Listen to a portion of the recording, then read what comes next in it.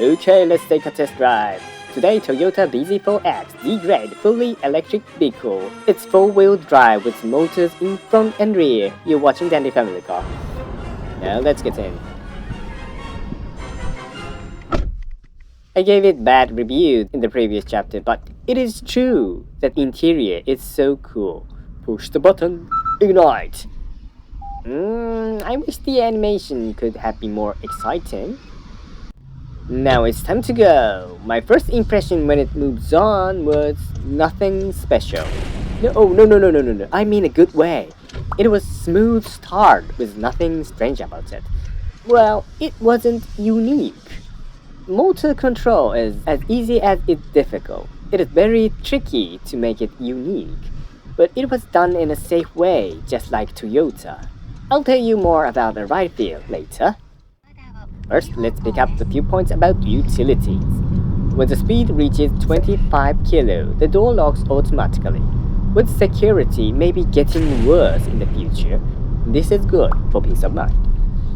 There is a radiation heater under the base of the steering wheel. This is like an oil heater that warms car gradually.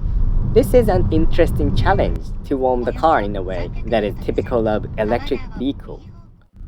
Then I saw the sensor interface was not very good. It is hard to understand the AC button and so on. You know, the temperature is here. Now the question, where is the wind power adjustment?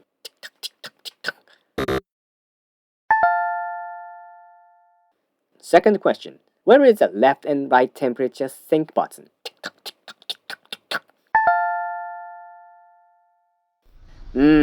It is flat and cool design, but a bit confusing, I think. Also, the awesome mute button is here. Looks like the power button to me. It would be fine for my own car that I drive every day, but since the EVs are still mostly a car sharing, the interface design should be easily recognizable by everyone.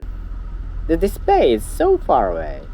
This dial is the shift and the circle in the middle just for decoration. The buttons for zooming in and out are on the far left side. A lovely town near my home. If that's fine, but when you're traveling in the new places, you have to zoom a map a lot, don't you? It is hard to do. Oh, the resolution is very beautiful. Anyway, next about visibility. The visibility is quite clear, but it is large vehicle, so not as easy as it could be. The speedometer is a little hard to see because of the steering wheel shapes and no head-up display, so still not a lot of surprises in the interface. However, thanks to the design lines centered on the driver, so it's easier to drive in that aspect.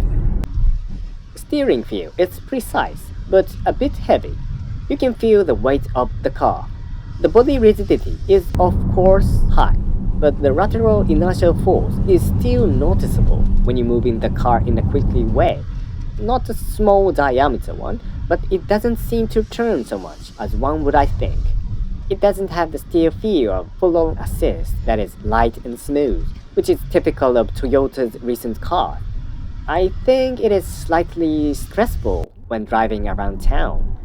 And also, the blinker sound is old-fashioned, a familiar katch sound.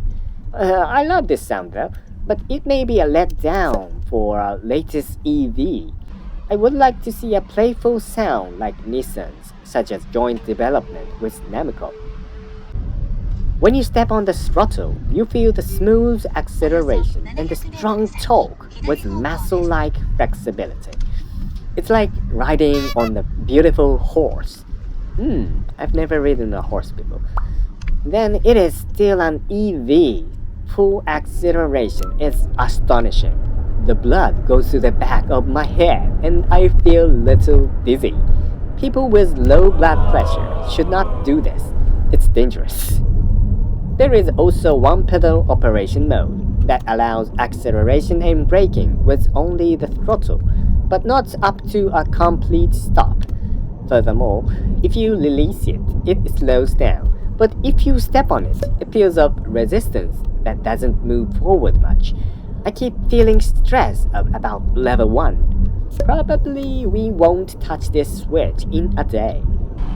The ride quality is comfortable, with an emphasis on straight line stability due to the long wheelbase. I think it's not a car enjoys cornering. Anyway, the suspension and power steering are different settings between Toyota and Subaru, they say.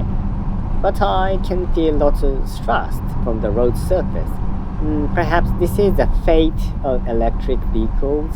The suspension becomes stiff in order to support the heavy battery. This is why road surface inputs are felt dielectric. Without sensitive control by electronic dampers, future EVs are likely to suffer from this problem in general, I think. So I still feel that there are issues that need to be resolved in order to make EV reasonable cars. Now, this bZ4X has water cooling and hot water system to prevent battery degradation. You know how quickly the battery dies when you use your smartphone in the mid-winter. It's a huge strain actually. So some effort is being made to extend battery life through better temperature control.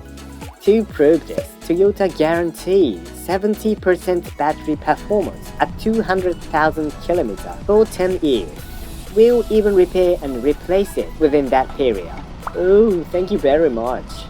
In the long run, I think we can ride longer than falling automakers.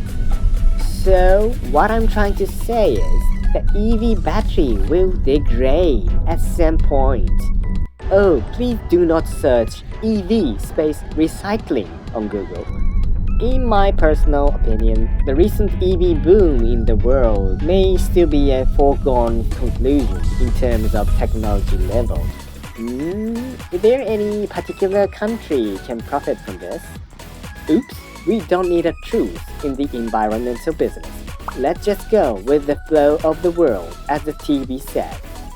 To give you a sneak peek, I think that subscription contract or car sharing is reality solution if you want to buy an EV.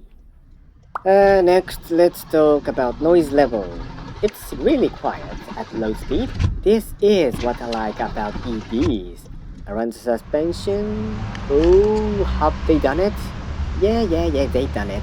It may be kind of structure glue, and it seems to be playing a role in the reduction of high-frequency sound. Well, there is no engine noise, of course, but there is a little road noise from the rear at high speed. It seems like they forced to make a point of differentiation with Lexus RZ, because Lexus has cool steering design and extremely quiet, right? For the safety of your family, let's also check the safety features. Pre-crash safety, lane tracing, and other so-called Toyota safety sense are available. Nice for family car. The advanced park function is still fantastic. Even with this large body, it parks quickly and in one shot. Absolutely fantastic. You can also use your smartphone to park automatically. Well, I think we don't use it. Someone who can buy a big EV has a big parking lot, right? The airbags are installed at a total of 6 locations: drivers, passengers, side, and curtains. The NCAP, the New Car Assessment Program crash test results have not been released yet in June 2022. It is first mass-produced Toyota's EV, so there is no comparison now. But well, it's a Japanese car nowadays, so it won't be rated lower than a 5-star. Now test drive is finished, thank you. Finally, to summarize, this new Toyota bZ4X. Awesome, but somehow boring. It was easy to use and of course excellent as a family car. But it seemed to stand out as a worst Toyota that accepts for everyone, for better or worse. It's designed to give users who switch from petrol vehicle that will not make them feel uncomfortable. But for the first EV you buy in your life, it doesn't have lots of playfulness. Feels like a low-cost Lexus RZ. Although there are EV subsidies in Japan, it may be honestly delicate to think of buying something for 6 million yen in this era of high prices due to the weak yen. I have the impression that it was not strong enough to win over competitors such as Tesla, Hyundai, Peugeot, and Nissan. For those prices, I'd work a little harder and buy a Lexus LV. Or maybe some people would consider a petrol luxury car. Of greatest note is the speed. I want to say, don't bully Japanese industry to the world's rapid shift toward EV. But it's amazing to see how far Toyota have come in such a short period of time. From that perspective, I couldn't say anything bad about this car. That would be an honest review. Moreover, the peace of mind of being in a Japanese car, especially about battery, is quite attractive from the standpoint of being a family car. Thank you for watching and sorry for my confusing English. I'm trying to improve my English, but if you like this video, please subscribe, please. Now to daddies and mommies around the world, good job today. See you in the next video. Bye.